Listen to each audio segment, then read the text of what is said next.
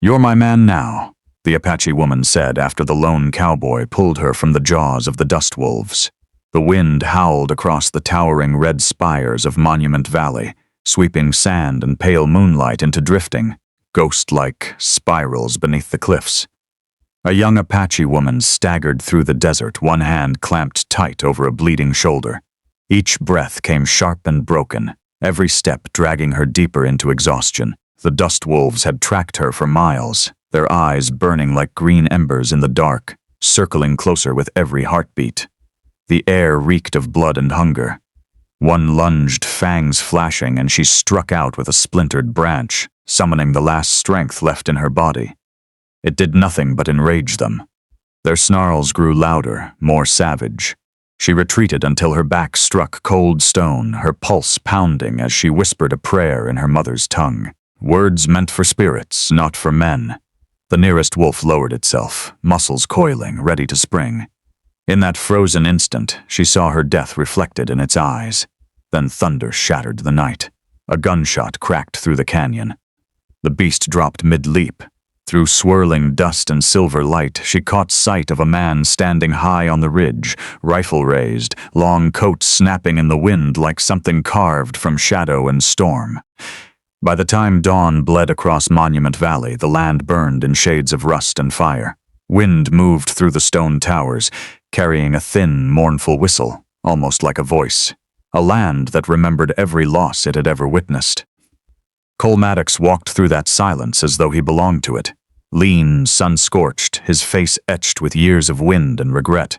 A worn cavalry coat hung from his shoulders, a ghost of a past the army had long since forgotten. He lived alone in a cabin of stone and driftwood, hidden between cliffs where no trail led. A place meant for a man who didn't want to be found. 3 years had passed since he buried his wife, Mary Maddox, and his son, Eli Maddox. They died in a raid gone bad, a raid he had led. Since then he hunted only for meat, never for men. The desert had become his confession, his punishment, and the only prayer he still knew. That night, when he carried the wounded Apache woman into his cabin, he said nothing. Her blood soaked into his shirt, her body trembling against him. He laid her down, stitched the wound beneath flickering lantern light, and worked in silence. Now, in the pale gray of morning, she stirred. Her dark hair lay tangled across her face, her skin pale beneath a sheen of sweat. Slowly, her eyes opened, black and sharp as polished stone. She looked at him, not with fear, but with defiance. "Where am I?" she asked, her voice weak but steady. Cole filled a tin cup and handed it to her. Safe. Her gaze drifted to the rifle propped against the wall, then to his hands. Scarred, rough, faintly unsteady. "You were a soldier," she said quietly. He turned his head, jaw tightening. Not anymore. Silence settled between them, heavy as the desert outside. The wind rose again, rattling the shutters like restless spirits. Kiona, that was her name, turned toward the sound, her eyes distant, as though something out in the open land was calling her back. Cole recognized that look. He had seen it once in his own reflection, the look of someone who wanted to vanish into the horizon and be forgotten. Morning light deepened, turning gold. Dust slipped through cracks in the cabin walls. The fire had burned low, leaving only embers and the faint scent of smoke and herbs. Cole sat at the table, sharpening his knife with slow, steady strokes. When he felt her watching him, Kiona pushed herself upright. The blanket fell from her shoulder, revealing the crude stitches he had sewn. She touched the wound, flinching once, then fixed him with a hard stare. "Why?" He didn't look up. "You'd be dead if I hadn't." That is not an answer. Her voice carried a rhythm, almost like a chant. "White men kill my people, burn our homes. You see me dying and you choose to save me." Cole set the knife aside. "I didn't see a tribe," he said. "Just a woman surrounded by wolves." The wind pressed against the walls. She studied him, searching for something false. "You were cavalry," she said at last. "I know that coat. You hunted us." He met her gaze, gray eyes steady, worn thin by time. "Yeah, once." Kiona drew a sharp breath and tried to stand, but her leg gave out. Cole moved without thinking, catching her before she fell. For a moment they stood close enough for him to see the faint scar beneath her eye, older than the wound he had stitched. "Let go," she snapped. He stepped back, hands raised. "You'll tear the stitches." I would rather die standing than sleep under my enemy's roof."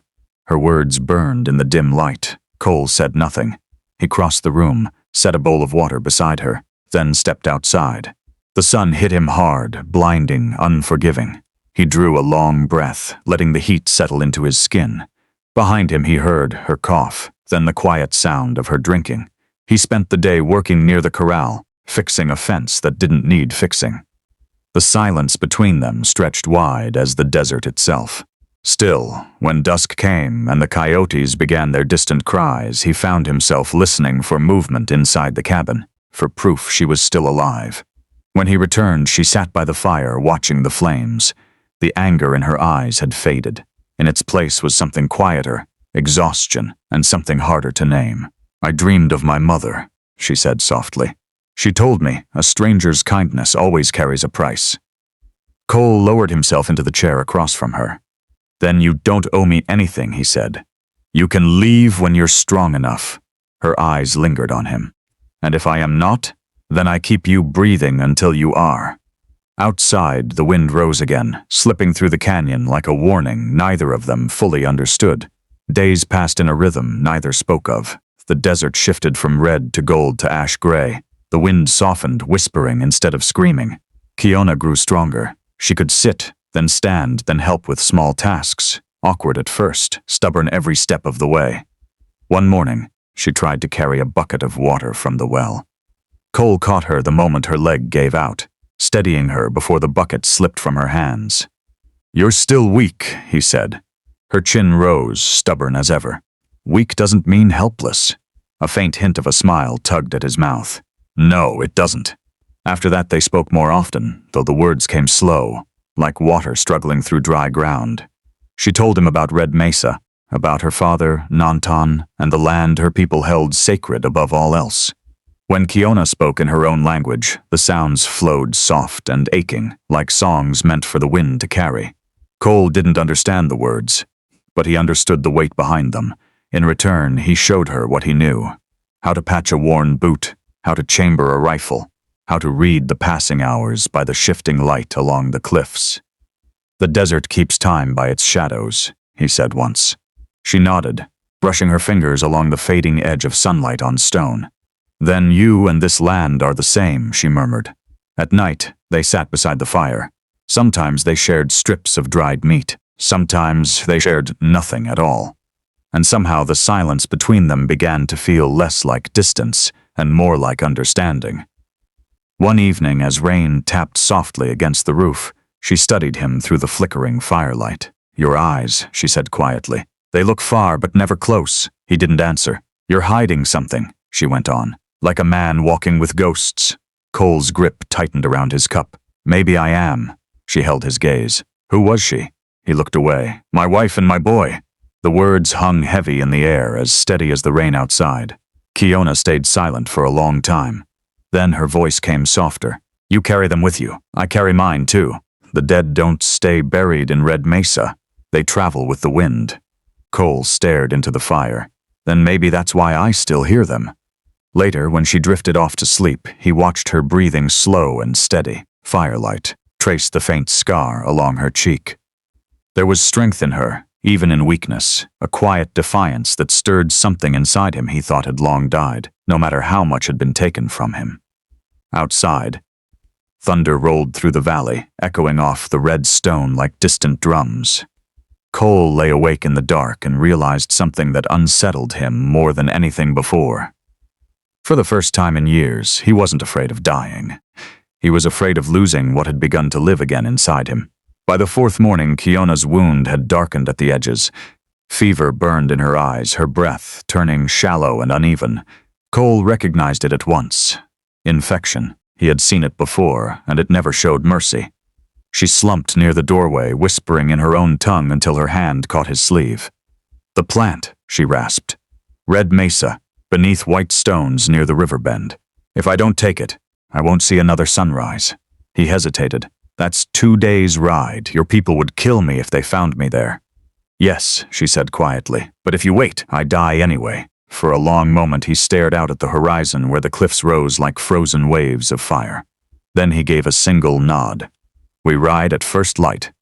They set out under a hard, unforgiving sun.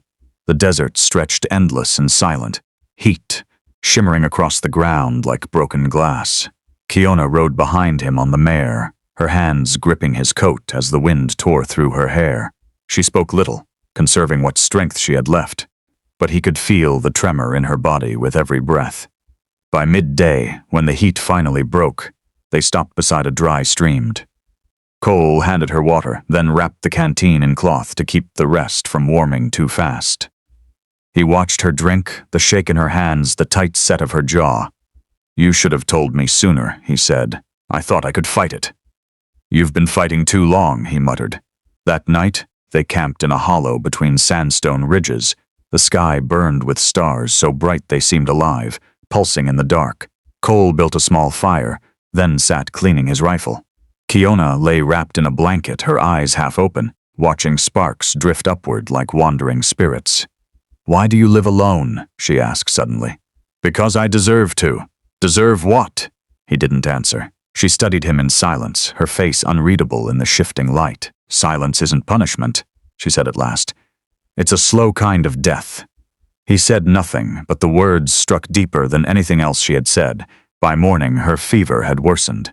They pushed on, climbing narrow passes where the wind screamed through the rock like something alive. Kiona leaned forward against him, whispering words he couldn't understand.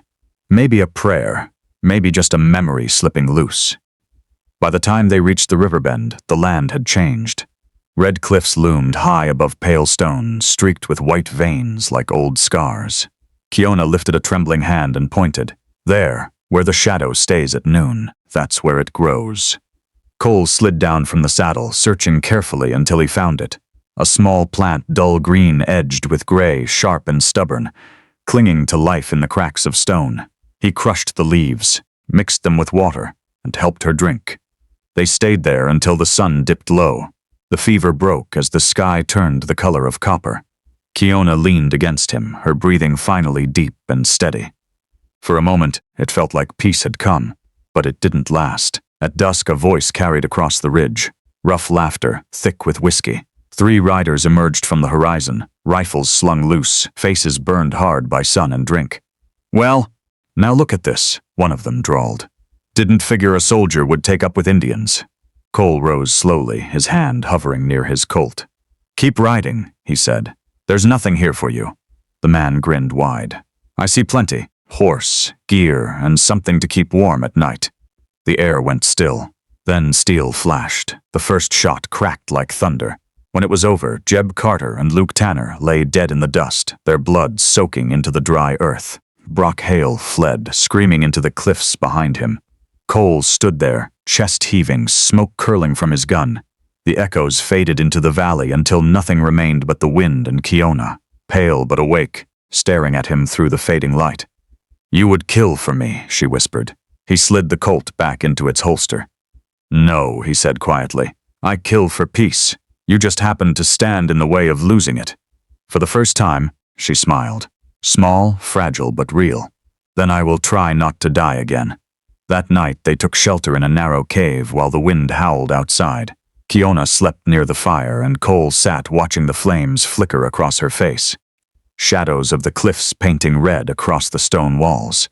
She murmured in her sleep, her words drifting in and out. "A man who keeps looking back will find the wind has already forgiven him." Cole stayed awake long after the fire burned low, wondering if the desert still held room for forgiveness. 3 days later, they returned to the valley beneath a sky the color of smoked copper. The air felt heavier there, as if the land itself remembered every promise ever broken upon it. Cole had just begun rebuilding the corral when he saw movement on the ridge. Dust rose behind a line of riders, 6 men cutting across the horizon like jagged shadows. At their front rode a man in a long hide coat, streaks of gray in his hair, a necklace of carved bone resting against his chest. Behind him rode a younger man, eyes sharp with anger. Kiona went still. "My father," she whispered. "Nantan and Takai." Cole's hand drifted toward his rifle, then stopped. "Let me handle this." The riders spread out in a crescent, hooves grinding dust into the earth. Nantan dismounted first, slow and deliberate. His eyes swept over the cabin, then Cole, then his daughter. You live, he said in his own tongue. The wind has not claimed you. Kiona stepped forward, head bowed. Because he saved me. Takai let out a sharp, bitter laugh. Saved you or claimed you? His eyes locked onto Cole, filled with open hatred. A white man shelters our chief's daughter in his den. Tell me, what does she owe him for that kindness? Cole didn't move. She owes me nothing. Takai's hand twitched toward his knife. You speak like you own her. Before he could draw, Nantan's voice struck like a whip. Enough. He pulled a cord from his neck, a dark obsidian pendant worn smooth with age, and threw it down between them. Whoever spills blood before I pick this up, he said, his voice low as distant thunder, will no longer call himself a child of Red Mesa. The desert went silent. Even the wind seemed to stop. Kiona's voice came steady, unshaken. I belong to no man, she said. Not by promise, not by debt. Takai's face tightened with anger. You shame me before your father. She met his gaze without flinching. You shame yourself when you think a woman is something to be owned. No one moved. Then Nantan's shoulders eased and something like sorrow passed through his eyes. Your mother once spoke those same words, Nantan said quietly, and it cost her life. He turned his gaze to Cole Maddox. You walk on sacred ground, soldier. Do you think I should spare you because you pulled my daughter from the teeth of beasts? Cole met his eyes, steady and unflinching. I didn't save her for thanks, he said. I saved her because I couldn't stand hearing another person die screaming in the dark. Nantan studied him in silence, the worn coat, the hollow look in his eyes, the scars etched deep into both flesh and soul. Then slowly he nodded. If you keep her, he said, you keep her with respect, not with chains of the body, but with the weight of your word. Takai let out a harsh sound, anger breaking free. You would give her to him? I give her to no one, Nantan replied. I only free her from what binds her. He bent down, lifted the obsidian pendant from the ground, and placed it in Kiona's hand. Freedom is a path of sharp stones, child. Walk it with care. Then he mounted his horse. The others followed. As they rode away, the wind rose, sweeping red dust across the valley, until they vanished like ghosts into the land. Kiona stood in the silence, her fingers tightening around the pendant. He hasn't forgiven, she said softly. Cole shook his head. No, but he gave us a chance to earn it. The sun dropped behind the cliffs and shadow swallowed the valley whole. Neither of them saw the figure watching from the distant ridge. Takai, his face burned with hatred, his hand clenched tight around the hilt of his knife. That night the wind shifted. It came from the north instead of the canyon, carrying with it the dry scent of mesquite and smoke. Cole felt it first, that uneasy stillness that comes before the land turns against you. He stepped outside to check the horses. The moon had just risen, pale and round like a coin in the sky. Inside, Kiona sat grinding herbs, humming a broken melody her mother once sang. When Cole stepped back in, she looked up. Something's out there, she said quietly. He nodded. I know. The horses had been restless all evening, their ears twitching toward the ridge. Cole loaded both rifles, checked the Colt at his hip, then snuffed out the lantern. Darkness swallowed the cabin, leaving only the low glow of the fire. Stay low, he murmured. Kiona took the Winchester without hesitation. The first arrow struck the door with a hollow thud. The second shattered a jar along the wall. Then came the war cry, raw and savage, tearing the night apart. Flames burst to life outside. The corral was burning. Firelight spilled through the windows, staining the walls red like blood. They're here for you, Cole said, his voice low. No, Kiona whispered. They're here for pride. Takai's voice rose through the crackle of fire. Come out, soldier. Let the wind decide whose blood belongs to this land. Cole's jaw tightened. He glanced at Kiona. You can shoot. A faint, grim smile crossed her lips. My father taught me long before he taught Takai to speak. The next moments blurred into smoke and gunfire. Two shadows moved outside, one near the burning corral, another circling behind the cabin. Cole fired through the window. A scream cut through the chaos. Another figure rushed the door. Kiona aimed low and pulled the trigger. The shot hit, but Takai didn't fall back. He wanted her alive, needed it. He crashed through the sidewall where the boards were weakest, bursting inside in a storm of dust and rage. His blade flashed in the dim light. Cole met him head-on. They slammed into the table, wood splintering beneath the impact. Takai's knife sliced across Cole's shoulder, blood soaking into the worn coat. Cole drove an elbow into his jaw, sending him staggering. But Takai came again, wild and relentless. "Kiona!" Cole shouted. She fired, not to kill, but to blast the latch off the barn door. The horses exploded into motion, bursting through flame and smoke, their terrified cries shaking the ground as they tore past the cabin, scattering embers and men alike. Takai staggered, blinded by smoke. Cole seized his arm, twisting hard. The knife flew from his hand. The fight turned to fists, close, brutal, desperate. Takai swung with everything he had and hit nothing but empty air. Kiona was the one who finished it. She stepped forward and brought the rifle stock down hard across Takai's temple. He dropped to the ground, dust rising around him. When he looked up, she stood over him, hair wild, face lit by firelight, her eyes darker than night, filled with something deeper than anger. "You lose," she said, her voice steady as stone. "Not because I chose him, but because I was never yours to begin with." For a moment, Takai only breathed, chest rising and falling hard. Then something in him broke. Not fear, but pride. He turned his head away, refusing to meet her eyes. Hooves thundered in the distance. The red sky riders came fast, drawn by the fire. At their front rode Nantan, the old chief dismounted before the cabin, his face carved by shadow and flame. His gaze swept across the wreckage, the burning corral, the wounded men, his daughter standing unbroken. Enough, the word rolled through the valley like thunder. Cole Maddox stood still, blood seeping through his sleeve. Takai tried to rise, but one look from Nantan held him in place. "Honor is not taken by force," the chief said. "It is earned through restraint. Remember that if you wish to stand among men." Takai lowered his head, breathing hard. "I wanted justice." "You wanted ownership," Nantan corrected. "And that hunger destroys everything." Then he turned to Cole, his expression unreadable. "You understand what this choice carries, white man?" Cole gave a single nod. "I do. And still you take it." "I don't take," Cole said quietly. "I stay if she wants me to." Kiona stepped forward into the firelight. Ash and sweat streaked across her skin, her eyes shining like polished obsidian. "He stays," she said, "not as a master, not as a savior, as a man who listens when the wind speaks." For a long moment, Nantan studied them both. Then he reached to his neck and removed a strand of white bone beads worn smooth by time. He placed them in Kiona's hand. "These belong to your mother, Tala," he said. "She believed freedom has a cost, but never shame. Now the wind carries that truth to you." He looked once more at Cole. "The land may yet forgive if you honor it." Without another word, he mounted his horse and rode into the dawn. The red sky riders followed in silence, their hoofbeats fading into the canyons until nothing remained but wind and ash.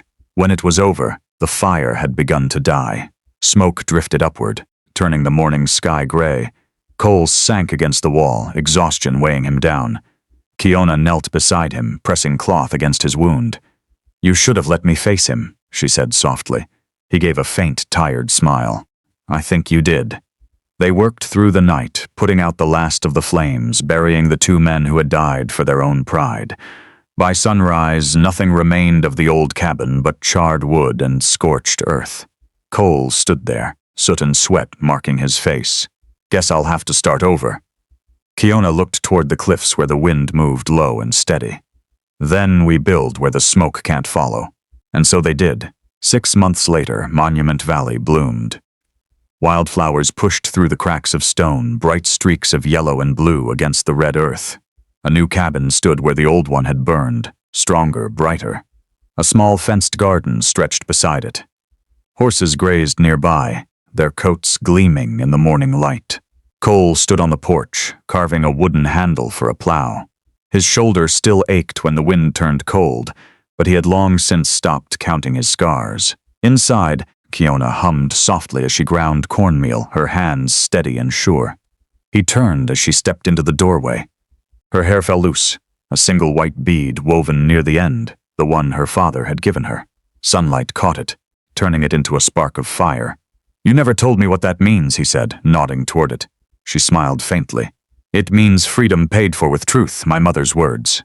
He nodded. "That's a fair trade." She stepped closer, her voice quiet as the wind. "Do you regret leaving the silence?" Cole looked out across the cliffs where sunlight poured over the stone like molten gold. "Every day," he said, "except when you're talking." Her laughter was soft, fading into the wind like something the desert itself chose to keep. She leaned into Cole Maddox's shoulder, and together they watched a hawk circle high above the valley, riding the currents of warm air.